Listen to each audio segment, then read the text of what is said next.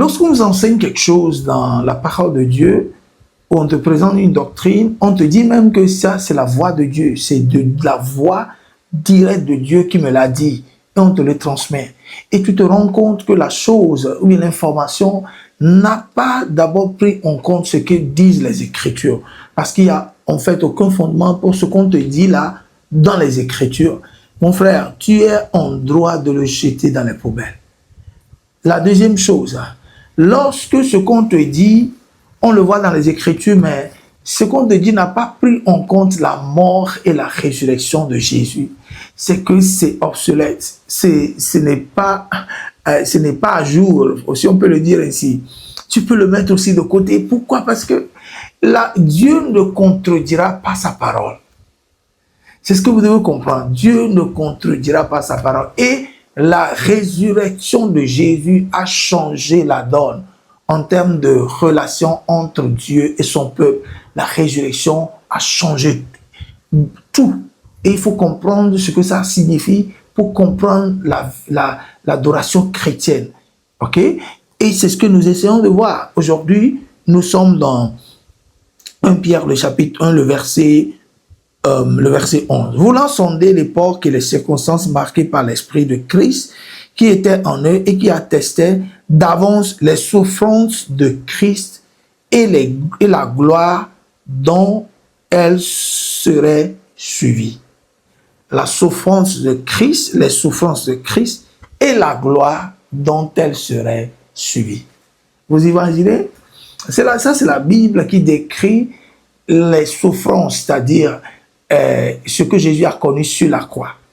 Ok?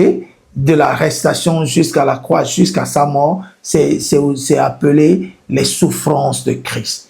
Et j'ai eu à faire un enseignement là-dessus. Vous allez sur ma page YouTube, vous trouverez tout cela, la communion de ces souffrances. Donc, on met tout ce qui a trait à son arrestation, sa mort, sa souffrance sur la croix, sa mort et tout, on l'englobe dans les souffrances de Christ. Et on nous fait comprendre qu'après cela, ce qui a suivi est appelé ici la gloire dont elle est suivie.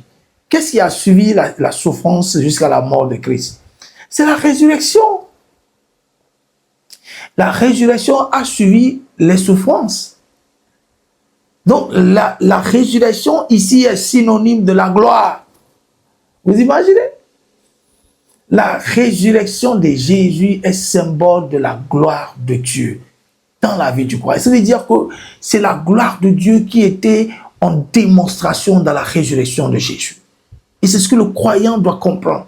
Ça veut dire la résurrection est synonyme de la gloire de Dieu dans la vie du croyant.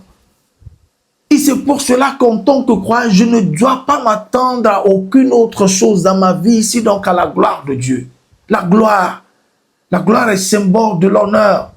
La gloire est symbole de la beauté. La gloire est symbole du triomphe. Vous voyez? La gloire n'est pas ce qui est négatif. Vous voyez, des gens, parce qu'on ne maîtrise pas ce que représente la résurrection, on va jusqu'à penser que Dieu a des voies qu'on ne maîtrise pas. Les voies de Dieu ne sont pas les nôtres, tellement elles sont élevées au-dessus de nous, de la même manière que le ciel est très loin de nous. C'est de cette même manière que la voix de Dieu est loin de nous. Non, mais ça c'est pour ceux de l'Ancien Testament. Dans le Nouveau, Jésus a proclamé au haut et fort, je suis cette voie-là. Lorsqu'il disait, je suis le chemin, je suis la vie, le chemin, je suis le chemin, il faisait allusion à cette voie. Qu'il est ce chemin-là, qu'il est cette voie-là. Ça veut dire, vous le suivez, vous comprenez son message, eh bien, vous avez cette voie-là qui était élevée au-dessus des hommes. Pour vous, elle est là, elle est présente dans votre vie. Elle n'est plus lointaine. Vous voyez?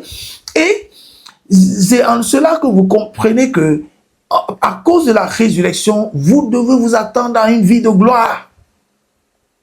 À une vie de gloire, non pas une vie d'oppression, à une vie de dépression, non pas une vie de malheur, non pas, on ne sait ce que Dieu fera, la volonté de Dieu, ça peut être négatif, ça, non. laissez-moi vous poser une question.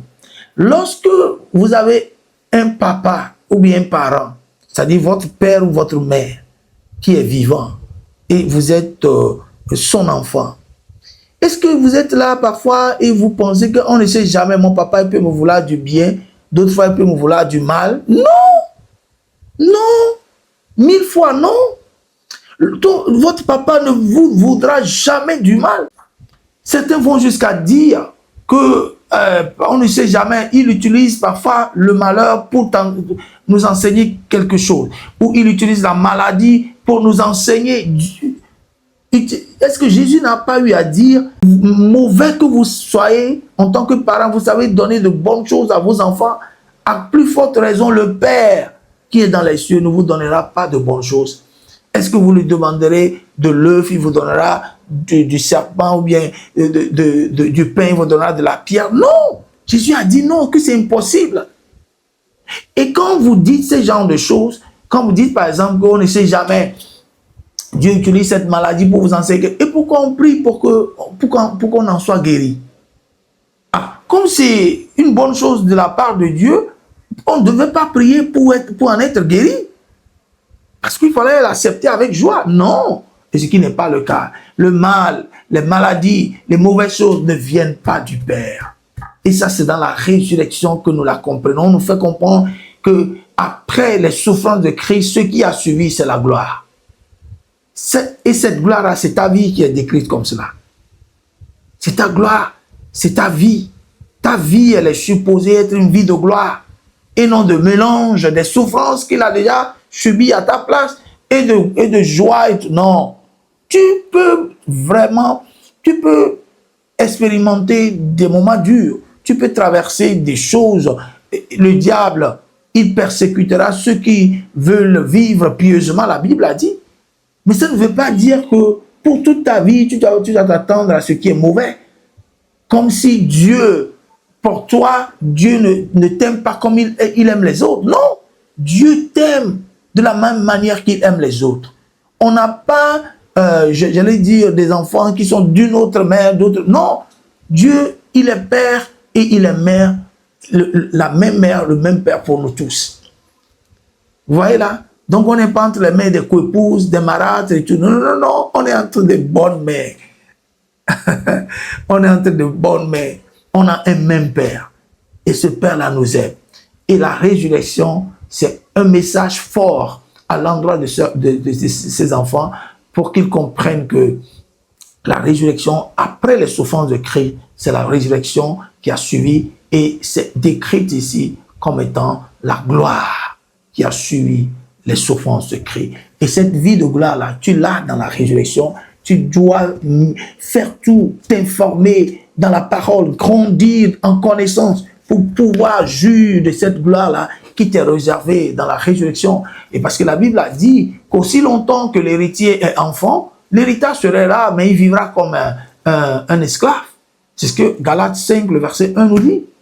Aussi longtemps qu'il est enfant, Galates 5, je pense, ou 4, le verset 1 nous dit, aussi longtemps qu'il est enfant, il sera comme un esclave. Ça veut dire qu'il a besoin de grandir. Et pour grandir en Dieu, c'est la parole qui te permet de grandir. Tu grandis en découvrant des connaissances dans la parole au jour le jour et tu grandiras. Et plus tu grandis, plus tu jouiras de cette gloire qui t'est tendue dans la résurrection de Jésus. Il y a quelque chose à garder, c'est que je mènerai ce combat de la foi. Voilà. Je mènerai ce combat de la foi. Combat de la foi, ce n'est pas combat des démons, combat des esprits de toute ta vie, non. C'est combat dans lequel tu mets ta foi dans ce que Christ a fait pour toi, dans sa mort et dans sa résurrection. Et tu continues dans toutes les connaissances que tu découvres à partir de là et tu vis ta nouvelle vie sur la base de ce renouvellement de pensée. Et tu mènes ton combat sur cette nouvelle base et tu verras qu'au jour le jour, tu grandiras. Et parce que tu grandis, tu pourras jouir de l'héritage qui t'est réservé en lui. Et ici, précisément, cet héritage-là, il est nommé la gloire de Dieu.